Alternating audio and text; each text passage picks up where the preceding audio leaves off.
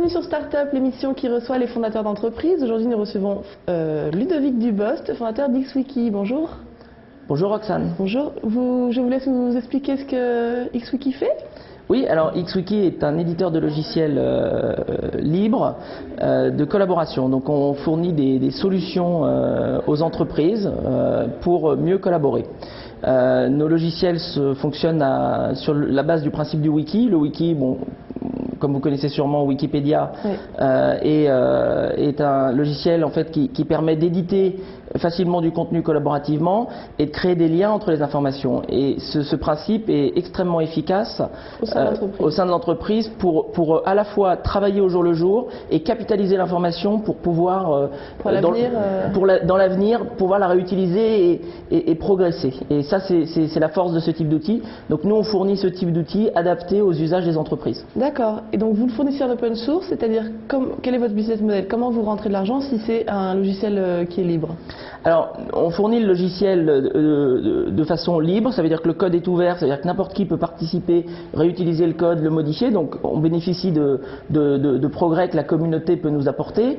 On diffuse le logiciel de manière... Les gens peuvent vous conseiller sur l'utilisation du... Ils peuvent nous améliorer le logiciel, ça c'est un gros bénéfice lié au fait de travailler en open source. C'est qu'on a des contributions venant de partenaires, d'individus qui veulent améliorer le logiciel. On met le logiciel à disposition gratuitement, c'est-à-dire que les gens peuvent le télécharger, et ensuite nous on fournit des services, du support, du développement spécifique, des améliorations, de la formation pour mieux utiliser le logiciel. Alors ce qui est très important en fait, pourquoi un business model open source est efficace pour une entreprise comme la nôtre, c'est qu'en fait ce qui est extrêmement difficile dans le marché du logiciel, dans une masse de logiciels qui est énorme, c'est de se faire connaître. Et le fait de diffuser le logiciel, ça permet un bouche à oreille, ça permet aux gens d'essayer le logiciel. Voilà. Ça permet nous aussi de ne pas subir des coûts d'avant-vente pour aller expliquer aux gens comment, pour être convaincus de l'importance de l'usage du logiciel. Voilà. Et ils nous appellent le jour où ils sont prêts à investir finalement. Et il faut voir que les entreprises à partir d'une certaine taille en tout cas n'ont pas de problème pour l'investissement. C'est-à-dire qu'ils ont besoin que ça marche. Voilà, si elles ont vu que ça marchait, elles ne sont pas du tout réticentes à... Et ils ont besoin de nos services parce qu'ils ne peuvent pas tout faire eux-mêmes. C'est-à-dire que ce n'est pas efficace pour eux. Ah oui, c'est-à-dire que s'ils peuvent le tester, mais s'ils veulent développer vraiment ça d'une manière pertinente, ils ont besoin de votre aide. Ils ont besoin de compétences, ils ont besoin de gens efficaces pour le mettre en œuvre. D'accord, très bien. Et vous avez des sponsors ou pas du tout? Non, vous marchez uniquement... Alors aujourd'hui, XWiki, ça fait 4 ans qu'on existe. Oui, c'est ça. On est une société qui fonctionne depuis le début en autofinancement. Ça veut dire qu'en gros, on dépense moins que ce qu'on rapporte, de ce que nos clients nous payent. Par contre, on a quand même on a des aides, on bénéficie d'un certain nombre d'aides publiques. En particulier, en fait, les plus gros étant des projets de recherche. On a un projet de recherche de l'ANR et un projet de recherche dans le pôle de compétitivité systématique, d'ailleurs avec Nuxeo qui fait partie de ce projet, que vous allez recevoir juste après. Et donc c'est un projet qui est financé par la Direction Générale des Entreprises, le ministère de l'Industrie. D'accord, très bien. Donc ça contribue de manière assez forte à notre effort de recherche et développement. Et depuis le début, ils vous suivent? Alors en fait, le premier projet de recherche, on l'a eu en fin 2006, donc début 2007, c'est il y a 2 ans. D'accord. Pendant 2 ans, on a fait nos preuves nous-mêmes, on a développé nous-mêmes l'entreprise jusqu'à finalement avoir une assise qui fasse qu'on soit crédible pour recevoir des subventions sur ce genre de projet. D'accord. J'ai vu que vous étiez présent au Sri Lanka, en Europe. Qu'est-ce qui vous a poussé à aller vous installer si loin et pourquoi pas développer votre réseau dans l'Europe occidentale d'abord? Alors, notre logiciel, on le diffuse en open source de manière mondiale. Ça veut dire que finalement, on peut recevoir un appel venant de n'importe quel endroit du monde. Alors, le Sri Lanka, c'est un peu plus particulier. On a un développeur au Sri Lanka. Donc c'est un contributeur open source qui a travaillé sur un projet avec nous parce qu'en fait on a fait partie d'un programme qui s'appelle le Google Summer of Code. C'est Google qui sponsorise des projets open source d'étudiants. D'accord. Nous en fait en tant qu'organisation qui fait un logiciel open source, on mentore ces étudiants. Donc on a eu un étudiant du Sri Lanka et on l'a embauché à la sortie. Ah bah parfait, très bien. Donc c'est ça qui fait ça, qui fait qu'on est présent. Et on a aussi une filiale en Roumanie qui est plus importante et qui est aussi issue de ce programme-là. Donc ça c'est un autre bénéfice de l'open source, c'est dans le recrutement. On arrive à recruter des gens passionnés par ce qu'on fait nous-mêmes, du fait qu'ils ont l'occasion d'essayer. Et une fois qu'ils sont convaincus, on les embauche bien plus facilement. Et comme les électrons libres, vous les laissez voguer très bien. Alors, votre parcours, Ludovic, parce que j'ai vu que c'est pas votre premier site internet, puisque vous avez créé votre premier site en 96. Expliquez-nous un petit peu comment vous êtes venu dans ce monde-là d'Internet. Alors, moi j'ai fait des études scientifiques, j'ai fait Polytechnique et Télécom, ouais. Télécom Paris. J'ai fait en fait en 95 un stage dans la Silicon Valley. C'est là que j'ai vu un peu les premiers usages d'Internet en tant que quelqu'un qui en avait besoin pour communiquer avec la France. À l'époque, le seul outil de communication que j'avais, c'était l'email. Et on m'envoyait une cassette vidéo des Guignols tous les 2 mois.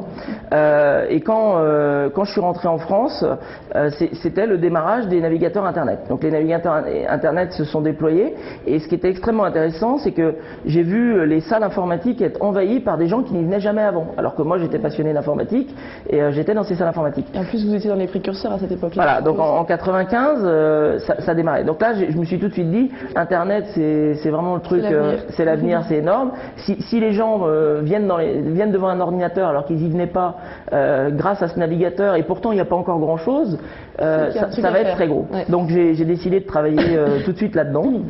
Et donc quand j'ai fait mes recherches d'emploi, j'ai cherché des boulots internet, et d'ailleurs c'était pas facile, en 96 à Paris. Ouais. Et j'ai eu, en fait j'ai trouvé un premier boulot sur la plateforme internet de Capgemini, qui avait une plateforme internet. Ça m'a permis là de rencontrer quelqu'un qui a été débauché par Netscape, et ensuite, au bout de 6 mois, j'ai été débauché par Netscape. Qui a pris d'ampleur depuis. Voilà. Et donc je suis rentré chez Netscape en Europe. En France, il y avait 8 personnes chez Netscape. Donc, vous étiez il y avait 1000 personnes aux États-Unis, ce qui était assez impressionnant. Ok. J'ai vu que vous avez gagné donc plusieurs prix, dont le prix d'intelligence économique de l'IExpo. Alors expliquez-nous, qu'est-ce qui fait votre valeur par rapport aux autres? Comment ça se fait que vous avez gagné autant de prix? Et notamment le prix, vous m'avez expliqué, prix Capital du Livre en 2006. Oui, on a reçu plusieurs prix sur nos logiciels. Alors tout d'abord parce que on a réussi à les faire connaître, on a réussi à faire des logiciels utilisés par bon nombre d'entreprises. Aujourd'hui, on a une centaine de clients, dont des grands groupes. On a par exemple AFP, Total. Aux États-Unis, on a une entreprise comme EMC, qui est un leader du stockage aux États-Unis, qui est une entreprise assez énorme. On a aussi été choisi par une fondation qui s'appelle Curiki, qui a été créée par le fondateur de Sun Microsystems, fondation pour l'éducation. Donc on fait un site éducatif avec eux à base de notre logiciel. Donc je pense que c'est d'abord notre capacité à avoir fait reconnaître notre logiciel dans l'open source, qui est un vrai gage de qualité et de travail réussi. Vous diversifiez également, non? Parce que c'est différent. À l'AFP, c'est pas du tout pareil que la gestion de stock comme vous faites aux États-Unis. Oui, alors nos logiciels ont des usages divers. C'est-à-dire que on a la collaboration, on a aussi, au-delà de la collaboration et du partage d'informations sur le travail au jour le jour, comme j'en ai parlé tout à l'heure, on a une solution qui s'appelle XWikiWatch, et qui est une solution d'intelligence économique, qui permet de surveiller les nouvelles sur Internet, et ensuite de les filtrer collaborativement et de les connecter justement au contenu collaboratif wiki qui va être créé par les utilisateurs, par exemple par des experts. Donc c'est un usage que fait ADS de notre solution, solution qui en fait à l'origine avait été développée pendant la campagne électorale présidentielle pour l'équipe de Ségolène Royal, qui leur permettait de surveiller ce qui se passait sur Internet. Ah, intéressant, d'accord. Et enfin une dernière question, où est-ce que vous voyez dans 2 ans, et qu'est-ce que vous imaginez pour XWiki d'ici 2-3 ans? Alors, donc aujourd'hui, on est une entreprise qui fait à peu près 1 million de chiffre d'affaires. On a fait x2, x3 pendant les 4 dernières années, en gros. Alors maintenant, on a un environnement économique qui est beaucoup plus difficile. Donc, ce qui est très important pour nous, c'est de bien stabiliser l'entreprise, de continuer la croissance. Est-ce que vous connaissez la crise? Alors, est-ce qu'on connaît la crise? C'est beaucoup dire.